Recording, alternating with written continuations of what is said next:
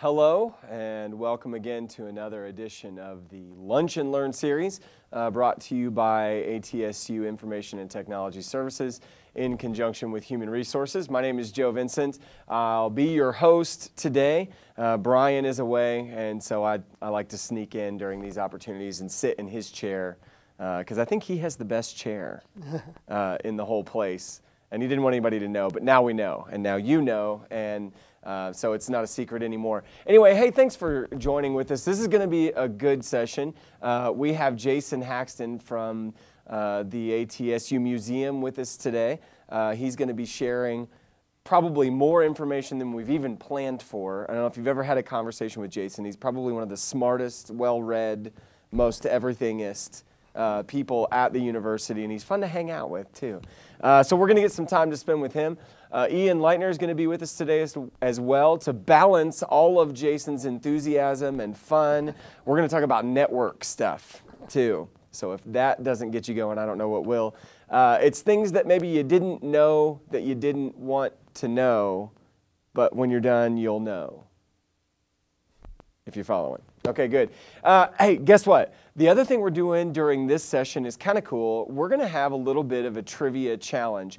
You can see in front of me a very nice, well-balanced and weighted logoed ATSU coffee mug. We're going to give a couple of these away, or 3 of these away today, to people who can correctly answer a couple of trivia questions that have been inspired by Jason's visit with us today. He's actually going to make sure you get the right answer before we give you the coffee mug. And really, I'm just hoping that nobody gets it right, because this one can go home with me, and that'd be all right. Okay, so that sounds like a great show. We have one more thing to do before we get started.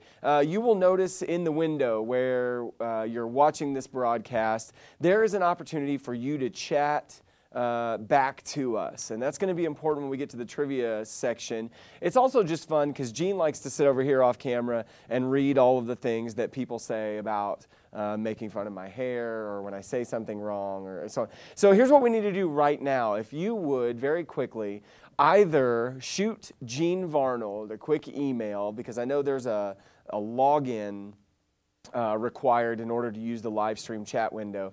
If you can log in and use that window, that'd be great. If you don't feel like doing that because you have to create an account, shoot a quick email to Gene as well. And one way or another, we'd like to get your feedback right now. It can say, "Hey Joe," or "Your hair looks awesome," or "Gosh, I wish I could be there in the room with you," or something along those lines. "The coffee mug looks awesome." Something like that, just so that we can know that we're able to receive that feedback from you, so that when we get to trivia time, we'll be able to do that seamlessly. And while that's going on, we're going to go ahead and move into the first part of our show today with Jason Haxton. Jason is fresh off of a trip from Vietnam. And Jason, help me. I'm going to butcher your title so it's museum director. It's the museum director at at the Museum of Osteopathic Medicine. There it is. Okay. At ATSU University. Okay, great. And Jason, you're going to help us a lot get to know the museum better today. And so I think a great place to start would just be, start us off with how we ended up with a museum in the first place. Like, where did it come from? Well, we've got a fun history. And the thing is, what's unique is, as osteopathy begins with one person and branches out, everything can be recorded and brought back to the school, and this is why we have such an interest nationally and internationally. We have people showing up weekly from all over the world who practice some aspect of osteopathic health care, and this is the touchstone to their profession that means so much to them, so they want to be here. But if we look back, of course, Dr. Still first came up with the basic ideas in 1874, June 22nd, 1874. His experimentation had led him to a conclusion about really staying healthy, and how manipulation, as well as diet, exercise, and positive thinking could all be part of a healthier lifestyle for longevity and disease prevention. So from that, we moved to the first school. He tried it out in 1891 with 5 members who we thought would be kind of his assistants. Didn't go real well, but then he tied into this European, and by 1892, the initial little school started. We had a charter, and it really moved off. It wasn't long after that the school became decorated with taxidermy. It it was actually called in 1898 the Infirmary Museum.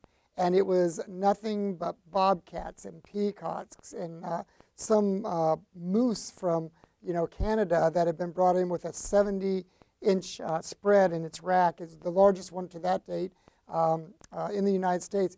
Dr. Still provided these taxidermy pieces, as well as then gifts came in to show to the diversity of nature. And this is part of helping explain the perfection of the human body, and instead of trying to do something to it, working with it. And showing these animals showed that perspective of each piece had a role in the health and the basically environment of that animal.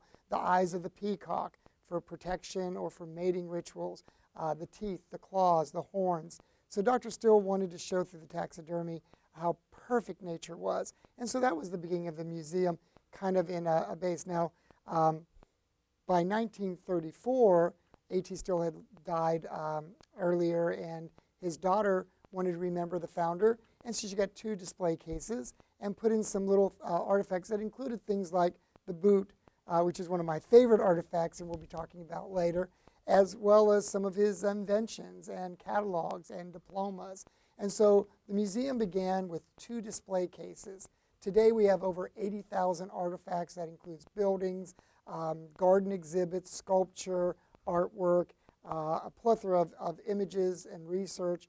And so, like I said, we have really grown to 3 buildings worth of material and still expanding daily, it seems, with gifts. So that gives you a little background of how we began in 1934. We were a private institution, and basically it was in 1996 that we were struggling, and the university said, look, if we bring you in and give you the resources and staff, we really think you could take off and become really a component of research and academia. And so we became part of A.T. Still University in 1996 and had actually then a salary for staff and space to let the exhibit grow and to put things online. And that's been our history now and why we think we're doing so well. 96, you said. 1996, we became part of A.T. Still University. Prior to that, we were on campus as a private entity. Wow. Oh, okay, so that's like 100 years from the time the school started. And I imagine there had to be a boatload of interest even after the affiliation started, right? So what's the museum involved in? Because you're kind of, as I understand it, you're kind of like the hub worldwide for a lot of information that's original or that's unique for here. So, and I know just from knowing you, you're all over the place. So outreach is a big demand on the museum. What's that look like? Well, and that's the thing is Dr. Still was very open to making osteopathy an international resource for people, to help all people. And so even in the early years, we had a lot of Canadians coming down, getting education and going back. And in about 2 days, I'll be going to Alberta, Canada, to Calgary, and teaching to the community, the students, and the faculty in that region for this weekend over about a 3-day period. But Japan came in 1900, and A.T. Still trained an MD who went back to Tokyo, and osteopathy has been in Japan since the 1900s.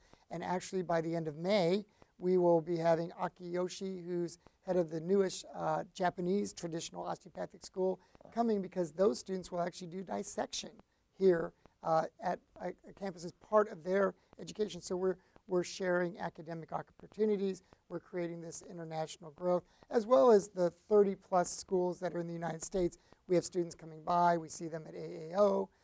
We see them at the AOA. We're constantly growing our base of schools and students' interest. And so anybody who has the word osteopathy in their job description comes back, and that's how we're going.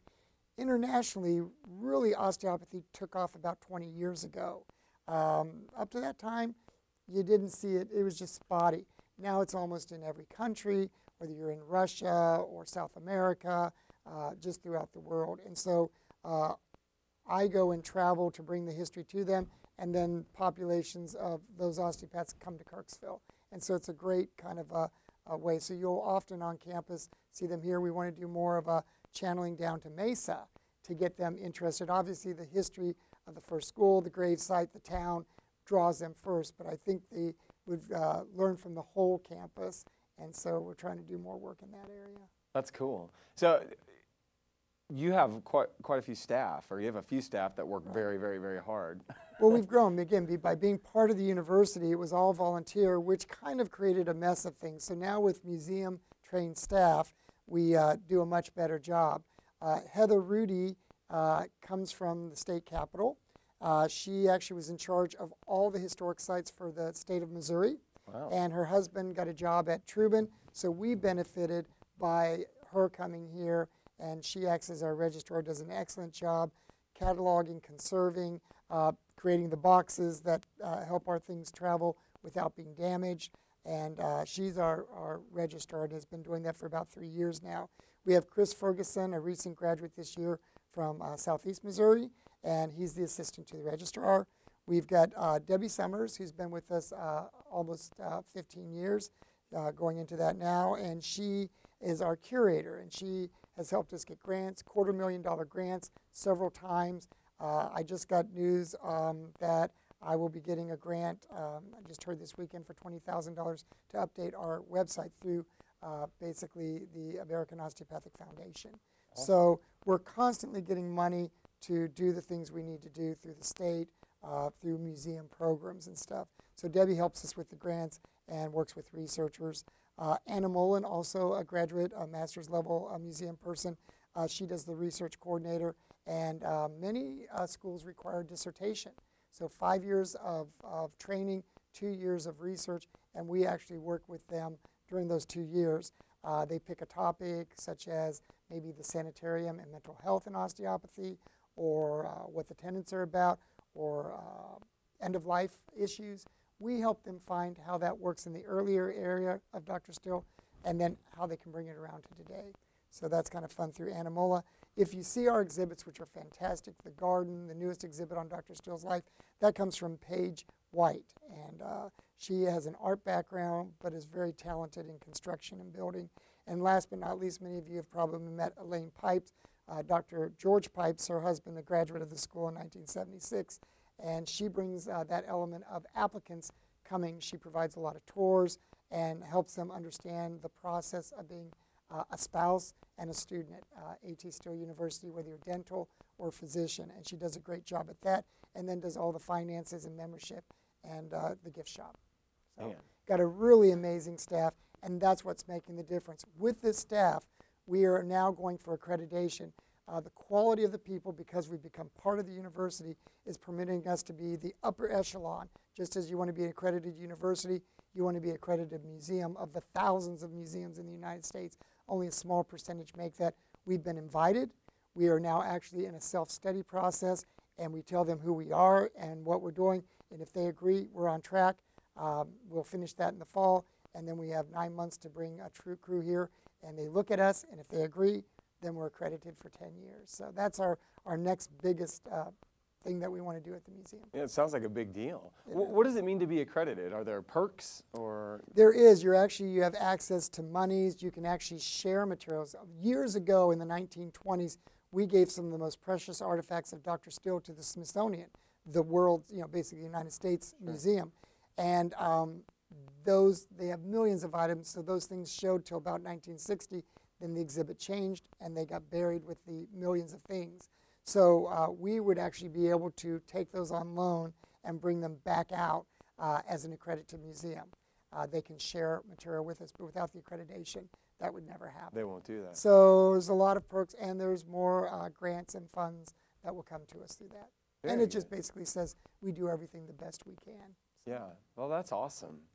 Sounds like a lot of good work. Congratulations. Hey, when we come back, I'm going to dig into your personal preferences, and then you're going to tell me about your favorite stuff. And this is where it gets cool, because some of the stuff gets pretty wacky, I think. And to help us introduce the wackiness, we're going to do some trivia. These questions were selected by an expert panel of people who are experts. It means Gene is what it means. Gene picked the questions. But they're hard questions. She thinks they're easy questions. Jason said, can we please make the questions harder? And I said, oh my gosh, I'm going to feel out of my depth if we make them any harder. So here they come. There are 3 questions that if you can answer one of them even, right, correctly, the first person to either send Gene an email at jvarnold@atsu.edu or to enter the correct answer in the chat window here. And Jason, by the way, you can't see it, but there are all these people talking about how much they love listening to you talk. And only one person said that I was looking good. So you're totally winning in that category. If you enter it correctly into that chat window and you're the first person to do it, we will give you one of these very nice ATSU coffee mugs for your own personal use. So we got a video to introduce the questions, and we're going to do that right now.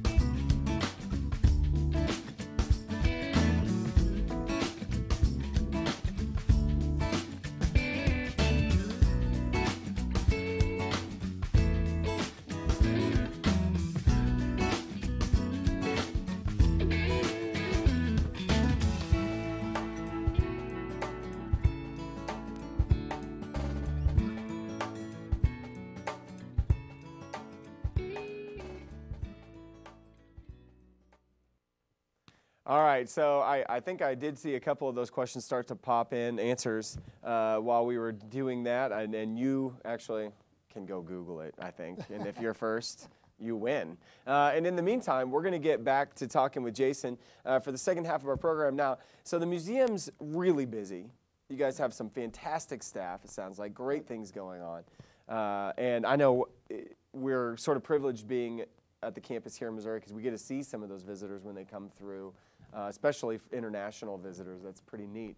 But there's a lot of stuff actually that you don't see in the exhibit area, right? I assume that's true here as it is with every museum. And I'm curious as to what some of your personal favorites are, maybe stuff we don't get to see very often. So let's start there.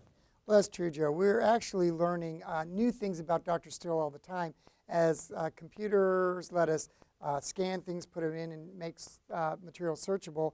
Things have come to our knowledge that have even surprised me. One of the things I'm going to show you really briefly is through some of the family papers. We actually, if you look, there's two people that look very similar. We've got A.T. Still over here, and we've got this John Still, who was a bishop to Queen Elizabeth. So the Still family has always been very intellectual and looking at spirit and body. And so this kind of passes through the body, mind, spirit aspects. Might have come from good old John Still himself, and that's his effigy from his gravesite. Pretty much matches the same age of Dr. Still at the time. So that's kind of a fun thing. We also find out that some of our information, Dr. Still made an announcement in 1891, the first annual announcement of the school. There were only 5 students. He said it began with just a thumb, but now we have a whole hand with the students that we've got.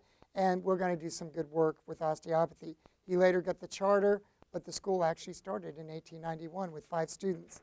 And it's kind of exciting to find these kinds of things.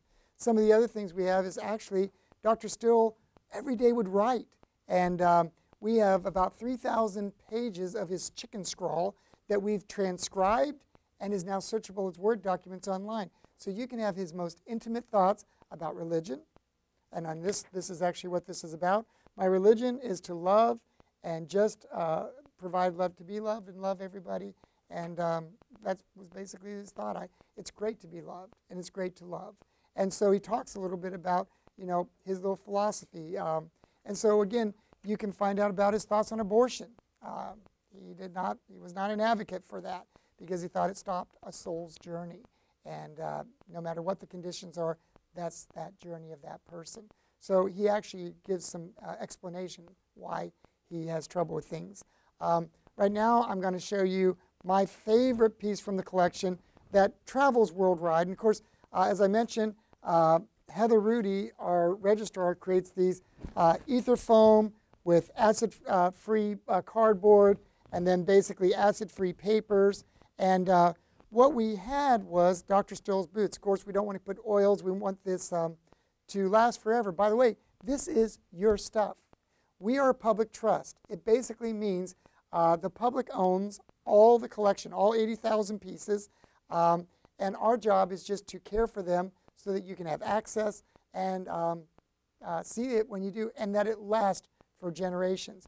So as I bring out Dr. Still's cavalry boot from the Civil War, and here it is. And that's it. That's the real. This is the real boot that Dr. Still wore, and you'll see in many pictures. And people are like, why did he only wear those boots? And he's actually had them resoled. You can actually see where to make them last. He put little nails in so that when he went, his mansion he built for when he made it big, his wife struggled with him for 20 years.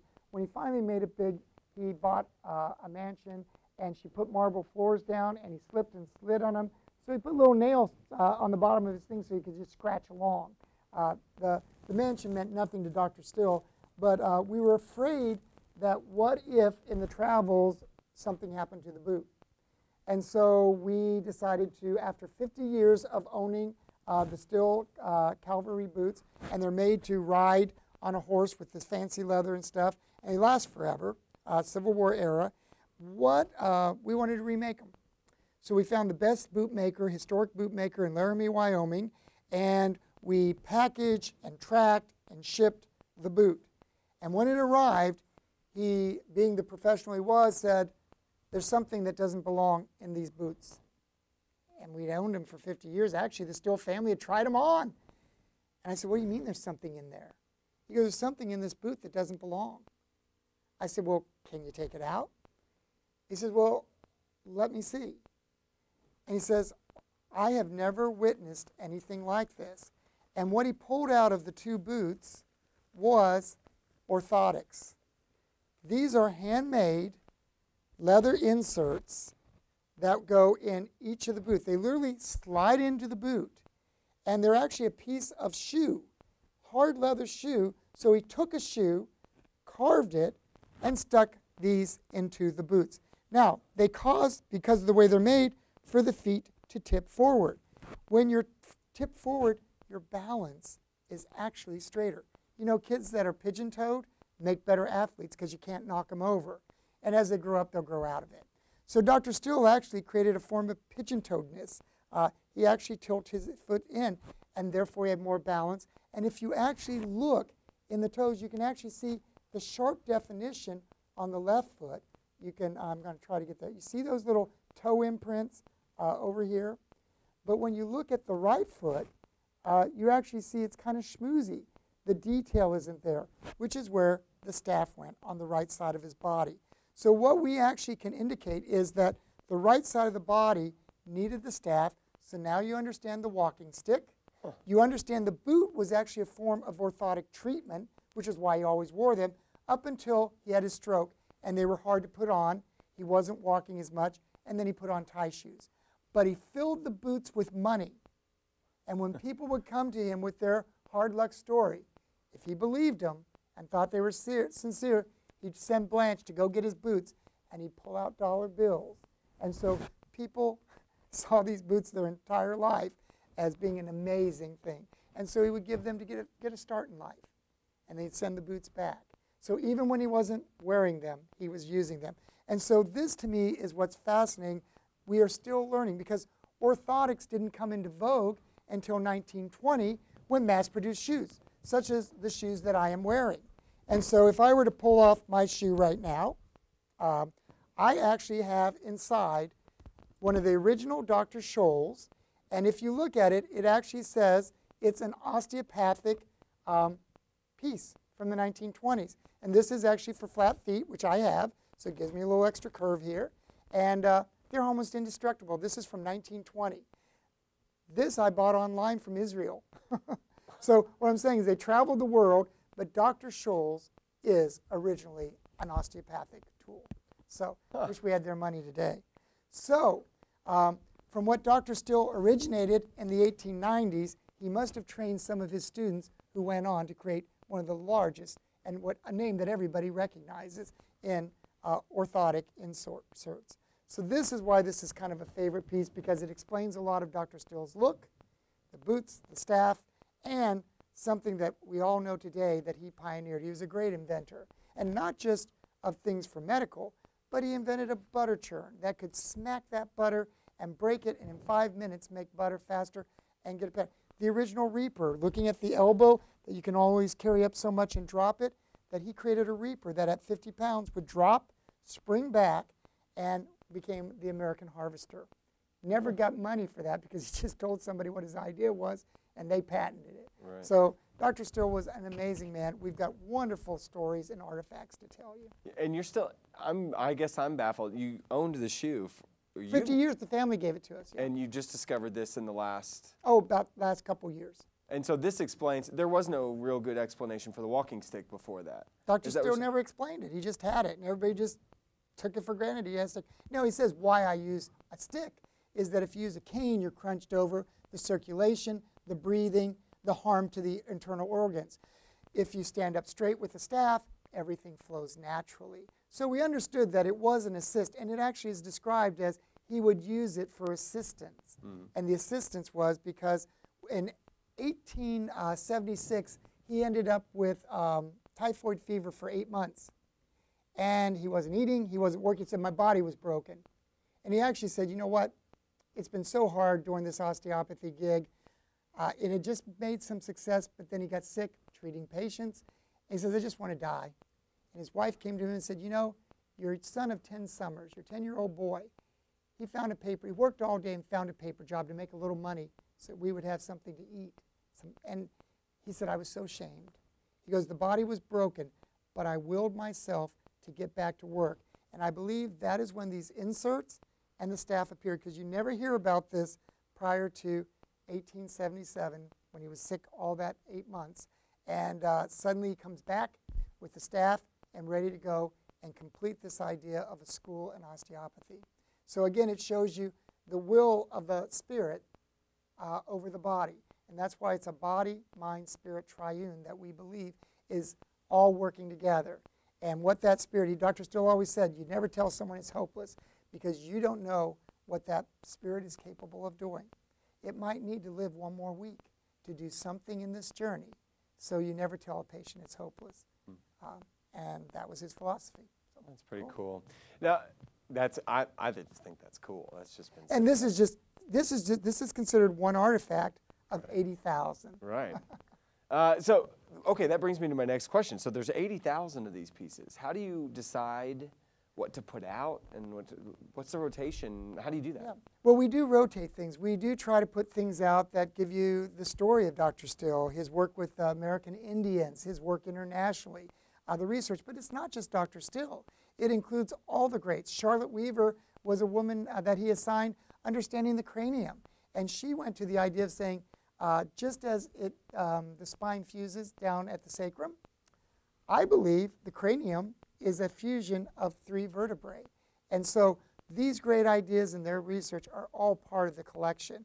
Dr. Kaur, he was not even a physician, but he understood the sympathetic nervous system, your sweating, and the effects that if you're under stress, and the body keeps staying under stress, you usually get a clap, you go up, and then you come down. But in war trauma, as Dr. Lovey explains, that you stay at that high level, and pretty soon it's like stripping the wires. Your sympathetic system can't come down, and it affects your whole health. And so what we find is we have the research of Dr. Kaur, who looked into this stress. And so we have all these great researchers that are being reevaluated, relooked at under our modern technology, and really taking us places. So the museum's past actually is very relevant to the medicine of today. Yeah. And it's being used by the Still Research Institute. We have a great rapport. We actually share a wall, and though they're using 3D cameras and all kinds of effects to teach the science of manipulation, they often run over and look in the books to find out what were they doing that they couldn't quite get to the end of, and then they take that information and push it further. So it's a great relationship. No kidding. It sounds like it. Jason, thanks so much for spending some time today. We appreciate that. And as I mentioned, Jason just came back from a pretty cool sounding trip to Vietnam. You have to stop him in the hallway or email him or something, and he's got tons of stories about that and other places that he's going to go and has been. And we've got some time, I think, later on in the show. If you have questions for Jason, he's going to be hanging around with us. We'd love to be able to try to answer those. But for right now, we're going to move on to the next segment of our show. It's going to be a quick break while we talk about Google Drive. I love it. You love it. And we're going to learn something new about it right now.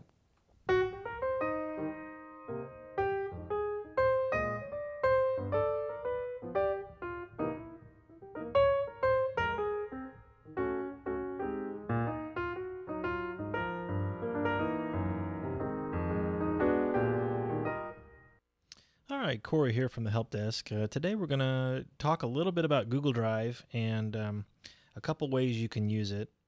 One way that a lot of people, I'm sure, use Google Drive is the web app on Google Drive, and which you can basically go to your ATSU Gmail account online in a browser window and click the little grid at the top here and click on Google Drive, and it takes you to your Google Drive. Just going to show that here. And so basically this is your online storage in Google Drive, but you can also install Google Drive locally on your personal computer or computers. You can have it on more than one, and that's really where a real powerful aspect of Google Drive. So in effect, what Google Drive will do is if you install it locally, there's a if you're in your Google Drive web and you click the little gear icon up here, there's a button that says Download Drive. That's underneath this little gear button. You click that, it'll take you to a web page, and it's a download link for Drive for either your Mac or PC, and then it also gives you links for your Android devices and your iPhone and iPad. So you click and install it I'm on a Mac here, so I would click the Mac option, and it'll actually, I think, automatically try to download it here, even though I've already got it installed. So you would go ahead and do all that. I have it installed currently. And so when you have it installed on a Mac, you'll have it up here in your toolbar at the top of the screen. On a PC down near the clock, you'll have a little Google Drive icon there, and you'll know it's installed locally. And what it does is it basically on your computer, I'll just go to my computer here, and it puts a folder on your computer. So here is a folder locally on my computer. So basically what this amounts to is it makes a mere copy of what I have on my web version of Google Drive on my local computer. Now, you don't have to have it sync everything if you don't want to. You can keep certain folders, and you can go in and tell it which folders you would like to sync. There's actually some options in here. If you click, I think it's preferences here. So you can see only sync some folders. If you check this, then it'll pull up your Google Drive online, and you could pick, hey, I maybe just want a few of these folders syncing to my local computer, but so that it won't take up a lot of hard drive space on your computer, since we have unlimited Google Drive storage with ATSU. So it's really nice to install the local app, because what that gives you the ability to do then is, of course, Google Drive Online, you can use Google Docs, you can use the Google Word processor, the Google Spreadsheet, but if you don't like those, or or more familiar with Microsoft Office products, you can use Google Drive to sync and edit your Microsoft Office files. So I'm going to open up Microsoft Word on this computer, and there's Microsoft Word. And let's say I want to create a document, and I'm just going to call this a test document. All right. And I'm going to go up here, and I'm just going to go to File and Save it as. And then, so this is the important part. You want to save it as, or save it, direct it where it wants to save it, because normally it'll go to your Documents folder, but you want to tell it to go to Google Drive, your local Google Drive folder. And then if you want to make subfolders underneath it, you can. But for now, I'm just going to put it in the main Google Drive folder. I'm just going to hit Save. And now then, if I go back over here to my Google Drive folder, I now have this test document in here. And what it'll do now is it'll automatically synchronize with my cloud. So if I go up here to my Google Drive cloud, here in a second, kind of give it a refresh here, it should show up here in my Google Drive Online. And yep, there it is, test document right here, just created right here in time. So now that is synced with my cloud Google Drive. So if I have, this is on my home computer right now, but if I have my work computer and my Google Drive account synced, then all of a sudden that document file is on my work computer. So you could work at home in Word, save the Word document on your local computer at home, and then it would synchronize with your Google Drive cloud here online. And then if you have the Google Drive app installed on your work computer at work, it will download that file onto your work computer.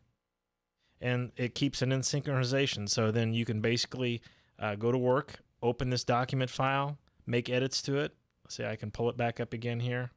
I'll make a change. We'll make this larger. All right. And I'll make it bold and underlined. And then I'm going to go up here to File, and then this one I don't need to save it as again because I know it's in that same folder. I'm just going to hit Save. So it's going to update it here on my local Google Drive folder on my local computer at home. And then it'll also simultaneously synchronize that document online here, and it'll refresh in a minute. See, this showed 723. It should show it. Let me give it a little refresh here. It'll show it's been updated. Yep, 724. And actually, we can preview that right here. And you can see it'll actually show you the bold and the underline we did to the document. So it's a great way. A lot of people I know like to use Microsoft Office. So this is a great way you can use Google Drive with your Microsoft Office product. So have fun and enjoy Google Drive. See you later.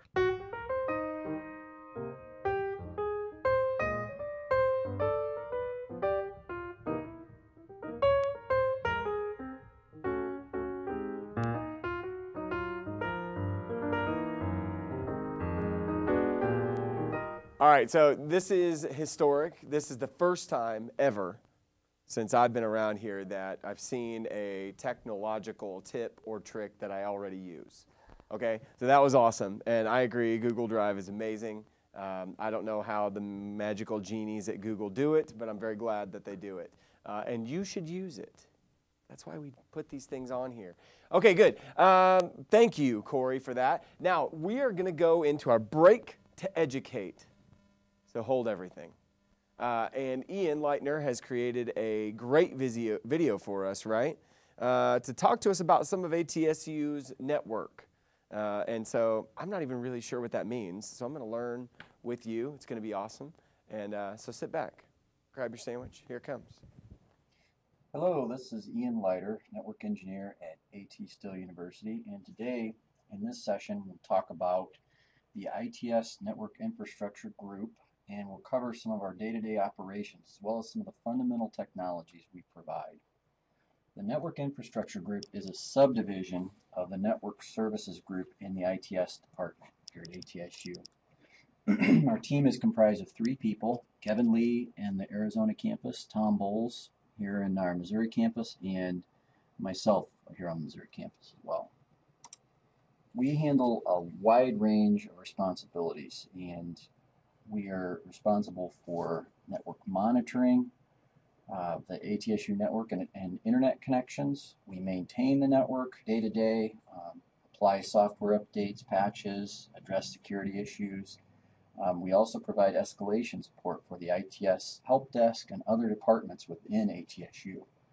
We spend a lot of time on projects, new sites, capacity increase, growing the connection sizes for our internet connections, our links that connect our different sites together. We replace outdated equipment, we upgrade. We work a lot with a lot of different vendors in the IT space.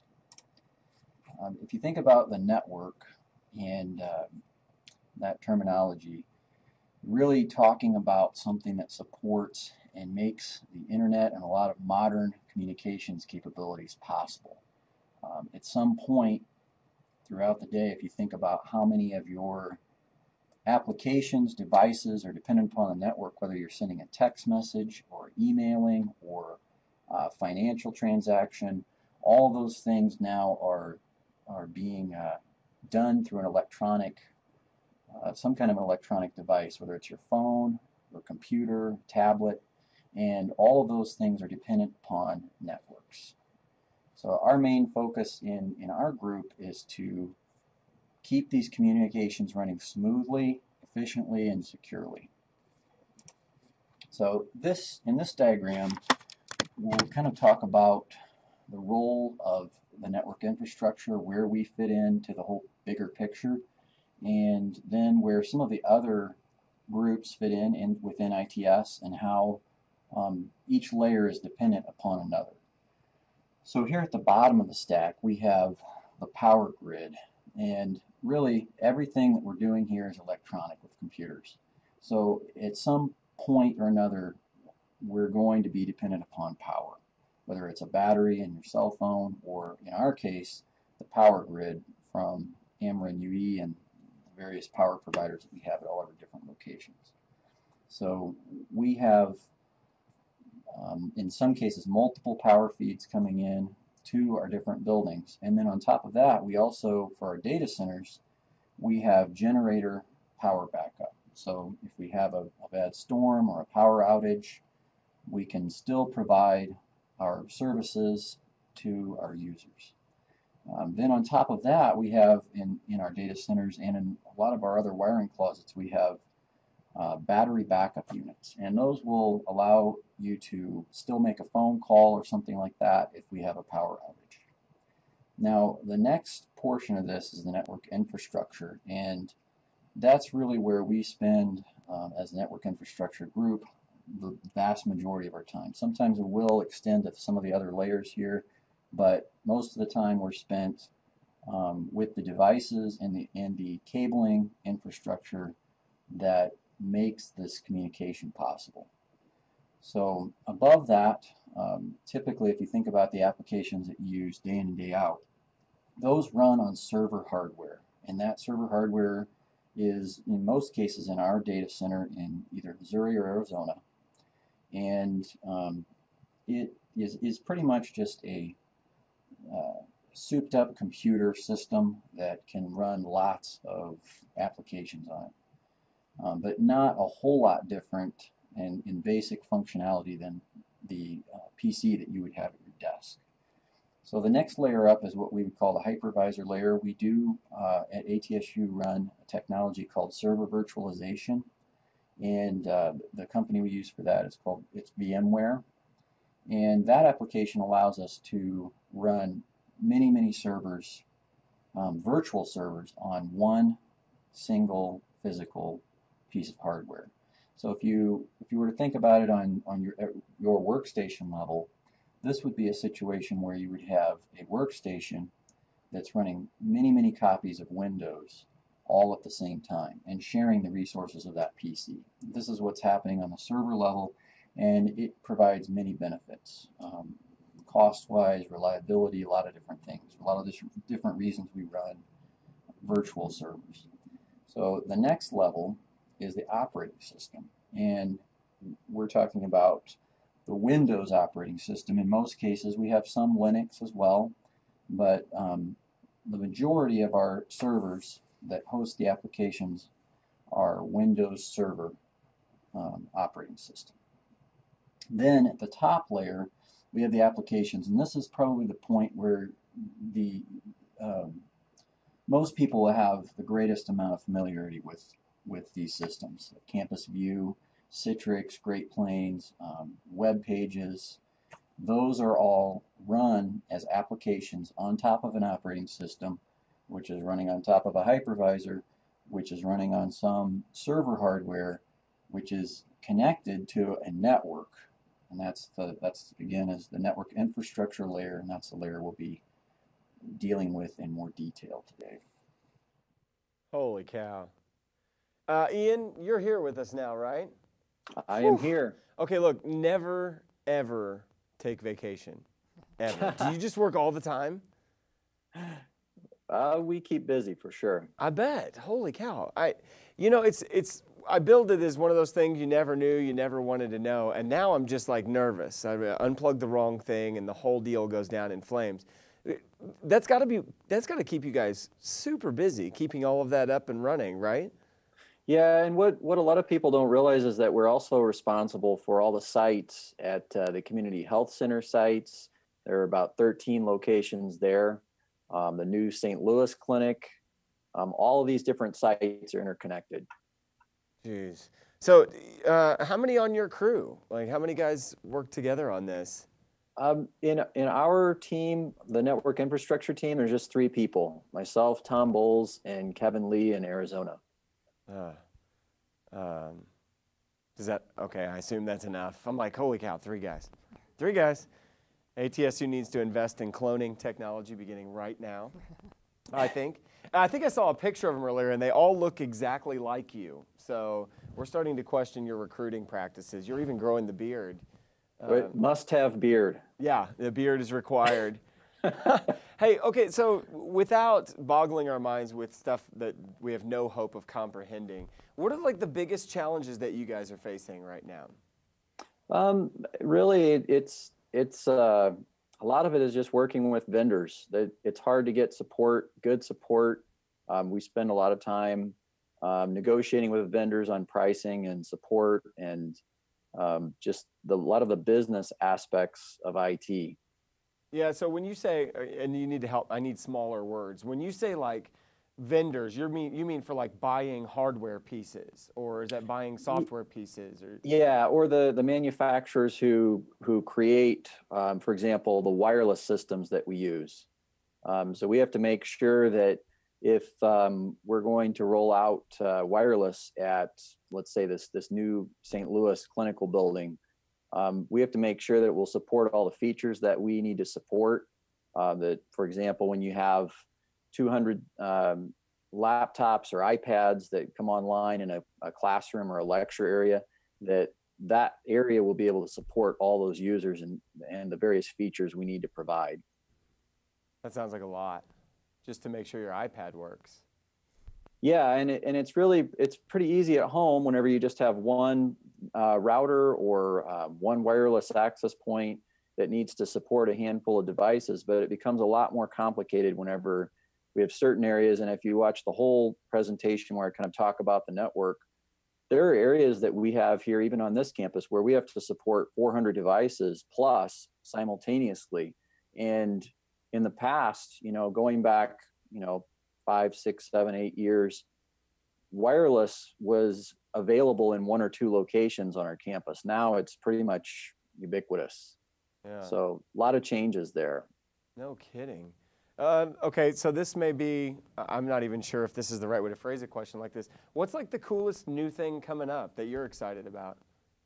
Well, one of the things I think that has a potential to really change the way we do things at ATSU is this new 802.11 AC wireless technology. We're looking at things like histology and the way that they can deliver images over this new wireless technology that's a lot faster, high definition video and things like that we'll be able to do over wireless more reliably and better performance here in the future within the next couple of years. That sounds cool. You made mention of something. We don't have a lot of time, and I wish we did, because I think you could probably talk about some very cool stuff. But you made an extended version of the video that we just sort of debuted there. It's on YouTube, right? Yeah, I think that Gene and Corey will upload that to the YouTube site for Break to Educate, I believe is how that will work. Right. Cool. So if you want more information, or you want to hear Ian expound in more detail about ATSU's network and some of the challenges of how that thing works, definitely check that out on is it the Break to Educate? It's the ITS YouTube channel, and we'll do that. Ian, thanks so much for taking a few minutes to spend with us. That was cool. You bet. Thank you, Joe. I appreciate it. Okay, so we're wrapping up, and I'm sure you all want to know, I certainly do, about the results of our trivia experiment today. So Jason, you've got, first of all, answers to the questions, right? Got the answers and the winners. Okay. And so the winner of the first question about what's 30 miles south of us, I think that was the question, the Still Hildreth Sanitarium. Dr. Still went from looking at the body to mental health, and that was started in 1914 and lasted till 1968, when drugs started taking care of mental issues. We thought pills could fix it all. We realize now it doesn't, and they're going back now and actually using some of the ideas of diet, exercise, and communication and manipulation to help mental patients. The winner of that question was Nancy Parrish from the University Advancement Office. Way to go, Nancy. The second question is, what other mascot in 1927 was there? There was a race between the first-year students and the second-year students, kind of like what we have now here, and then they go out for their rotations. The first year's always got like an old beat-up horse, and then the second years would have this really stallion. Yeah. Well, they decided to drug the horse in the race, and so the old nag actually beat the second-year horse. But when it got to the end of the football field, it collapsed and died. Embarrassed, they dug a hole and buried the old gray mare.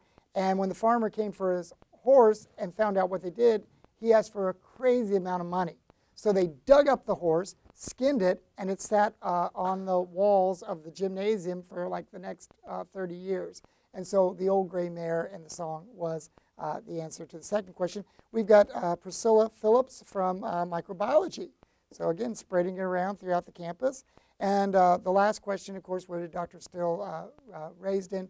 Virginia. Jonesboro, Virginia, at the Cumberland Gap, where the states all come together.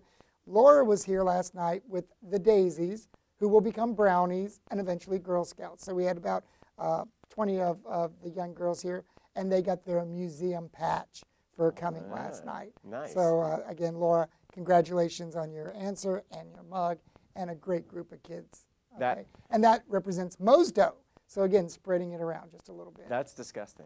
Did you say 30 years for a skinned horse? Yeah, they kept it on the wall. And when they remodeled, all the taxidermy, all the skins went to behind the Centennial Commons. There was an amphitheater. They just filled it full of crap and buried it, and that's now our parking lot. Oh, good. So it's underground. Yeah, very good. We have one question come in. Jason, tell us about how women got to be part of the school, because women didn't have the rights to become physicians or healthcare providers. Dr. Still's father was out preaching and doctoring most of the time, months at a time. Mom was at home taking care of the land, the farm, anything that had to be done. And Dr. Still said, my mother was a natural engineer. She could basically bake a pie to perfection, put the roof on, make shoes, create her own fabrics. She was an amazing woman. And so he said, when I started my school, I knew that women could do anything a man could do, and so I opened it up to women. And so in that first class, when women were being banned from being physicians, he had 5 women, including his own daughter, Blanche, who was 16 years old. And Blanche went out and said, hey, look, women weren't working back in the Victorian time. You do not lose your femininity by being a physician. You can be a woman and a doctor too. And she would write pieces in the journal and encourage women just as she was. She was a real looker and a smart young kid. And they said, well, if it's good enough for her, it's good enough for me. And thus, before long, half the class were women. Wow. And it's remained that way most of the years up until today. So, that's pretty progressive. Yeah, so Dr. Still was doing what no one else was doing. The final niche of it was medicine was a bunch of bleeding, blistering, burning. This is what the MDs were doing. A guy by the name of Flexner came in and said, look, we need tighter laws because half the people die who see doctors. And so basically, in the Flexner report, they looked at all medical education, 166 MD schools. They eliminated 100 of them, and only 66 survived. We were young. We had just begun. There were basically only 9 DO schools. All of us, he didn't want 2 systems. He said, nope, we're getting rid of you. But because our first faculty were Europeans, we actually had the system that Flexner wanted. And so when we said no, we have the labs, we have the faculty, we have the education that you want for America, all 9 of our schools survived. And then we consolidated down to 7 and stayed that way all the way through 1970 before this big expansion we've just had.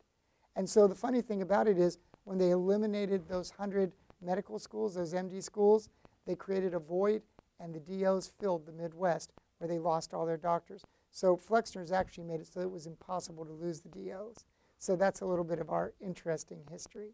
Very cool. And why women are in the profession. Cool. And interestingly, in like 1,000 years, they're going to dig up that parking lot, right? Find the old gray mare. And they're going to have these wild speculations as to the rituals that went on here and why there's peacocks all these, and a moose with a 70-inch spread, you know, it's like of the horns. They're going to have interesting theories. I wish I could. Anyway, Jason, thanks so much for coming and spending time. And thanks to Ian and to Corey for the Google Drive stuff. And of course, Gene, I don't know how we would do any of it without you. And next month is what?